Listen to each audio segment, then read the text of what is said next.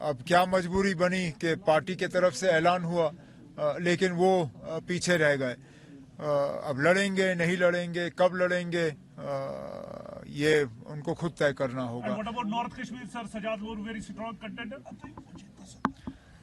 अब हर कोई अपने जगह में स्ट्रॉन्ग कंटेंडर होता है। वोट आ जाने दीजिए, उसके बाद देखते हैं ना कितने स्ट्रॉन्ग कंटेंडर रहते हैं। वो भी कह रहे हैं कि जिम्मेदार है कश्मीर की बर्बादी के लिए। सजाद लोन साहब अब वो छोड़िए ना, जब नॉर्थ कश्मीर का कैंपेन शुरू होगा, जो जवाब हमें उनको देना होगा वो दे देंगे। यहाँ अनंतनाग की सरजमीन पे बैठ के मुझे थोड़े ना उनकी जो है बातों पर टिप्पणी करनी है। हम यहाँ आए हैं, लोगों के दिल जीतने। हाँ, बीजेपी कह रही है कि हमें लेकिन अब जब आप लोगों के दिल नहीं जीत पाए तभी तो आप इलेक्शन नहीं जीत पाओगे ना। इसलिए वो मैदान में उम्मीदवार नहीं उतार रहे हैं। अब हमारे उम्मीदवार के मुकाबले में उनको उम्मीदवार मिलेगा नहीं, और इसलिए उन्होंने उम्मीदवार उतारा नहीं।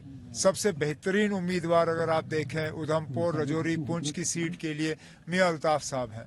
वो आप भी जानते हो, मैं भी जानता हूँ, यहाँ के वोटर जानते हैं। एक वाहिद उम्मीदवार हैं जो पहाड़ के दोनों तरफ, क्योंकि ये पहली मर्तबा है कि अनंतनाग सीट के साथ राजौरी पुंछ का भी इलाका जोड़ दिया गया है।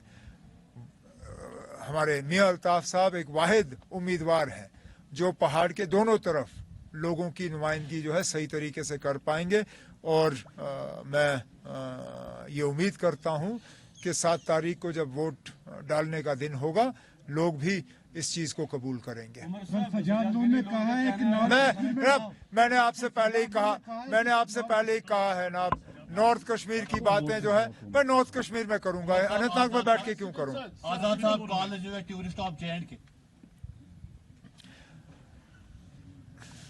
अब एक फ्रस्ट्रेटेड आदमी के कितने बयानों का मैं जवाब दूं। उनको अब वो इलेक्शन से फारिग हो चुके हैं, किसी और सीट पे तो उनका उम्मीदवार है नहीं। अब जो फ्रस्ट्रेशन की उनको बीमारी हो चुकी है, उनको अब दिल्ली जाके, क्योंकि वो रहते दिल्ली में ही हैं, उनको दिल्ली जाके इस फ्रस्ट्रेशन का कोई इलाज ढूंढना चाहिए। चले, उनका प्लान है, और मुझे लगता है कि लोग इस प्लान को अच्छी तरह से अब समझ गए हैं। और ये लोग जो बीजेपी की तरफ से इलेक्शन लड़ रहे हैं, इनके लिए इलेक्शन जीतना मुश्किल ही नहीं बल्कि नामुमकिन होगा।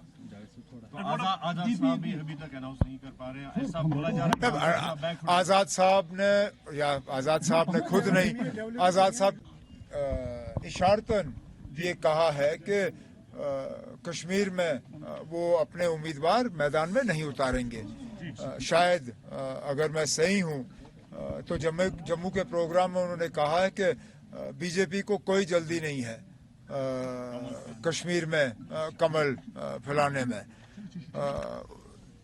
हालांकि 2019 में तमाम सीटों पे बीजेपी के उम्मीदवार थे, तो उस वक्त तो कमल को यहाँ पे फुलाने की कोशिश की गई, वो नाकामयाब रहे।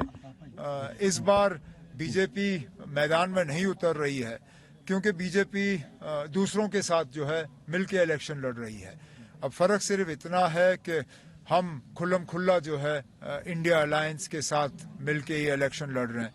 बीजेपी वाले जो हैं थोड़ा सा इस चीज को छुपाने की कोशिश कर रहे हैं, लेकिन उसमें भी वो नाकामयाब रहे। पिछले दिनों जो तरुण चुग साहब श्रीनगर आए और श्रीनगर में अल्ताफ बुखारी साहब के घर गए, वहाँ सजाद लोन को भी बुलाया गया, उससे सीधा पता चल